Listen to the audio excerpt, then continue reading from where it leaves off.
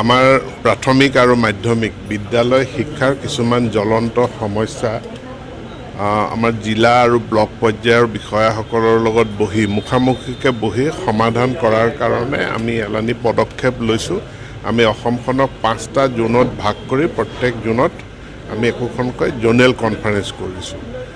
গোটেই দিনজোৰা বিষয় আৰু আজি আমি বৰপেটা, বঙাইগাঁও, বজালি, সাউথ চালমাৰা আৰু ধুবুৰী এই 5খন জিলাৰ শিক্ষা বিভাগৰ সকলো বিষয়াক লৈ ৰাজ্যৰ সচিব, 2গৰাকী সচিব প্ৰাথমিক আৰু মাধ্যমিক শিক্ষা আৰু 2গৰাকী সঞ্চালিকা আমি সকলো আহি তেওঁলোকৰ লগত মুখামুখিকৈ কেইটামান বিষয় আমি আলোচনা কৰিছোঁ।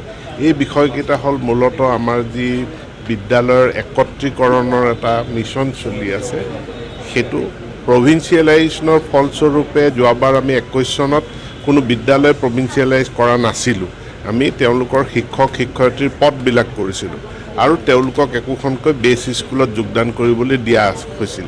এতিয়া বেছ স্কুলৰ কিছু সমস্যা আছে, আমি সেইখিনিও আজি মুখামুখিকৈ আলোচনা কৰি মীমাংসা কৰা হ'ব। তাৰ লগতে আমাৰ শিক্ষকৰ যিটো ৰেচনেলাইজেশ্যন কৰিছোঁ, এই ৰেচনেলাইজেশ্যনৰ প্ৰক্ৰিয়াটো আৰম্ভ হ'ব। তাৰ গাইডলাইনখিনি আজি সকলোকে দিয়া হ'ব। য'ত বেছি শিক্ষক শিক্ষয়িত্ৰী আছে তাৰ পৰা কম শিক্ষক শিক্ষয়িত্ৰী থকা বিদ্যালয়লৈ বদলীকৰণ, জিলাখনৰ ভিতৰতে বদলীকৰণৰ প্ৰক্ৰিয়াটো কাম কাজ আমি আৰম্ভ কৰিম। ইয়াৰ লগতে মাজে মাজে আমাৰ জিৰ' টিচাৰ বুলি এটা সমস্যা ওলাই থাকে। জিৰ' টিচাৰ মানে এটা সময়ত যিবিলাক এডুকেশ্যন গেৰাণ্টি স্কিমৰ অধীনত যিবিলাক বিদ্যালয় হৈছিল, পিছত পদ সৃষ্টি কৰা নহ'ল।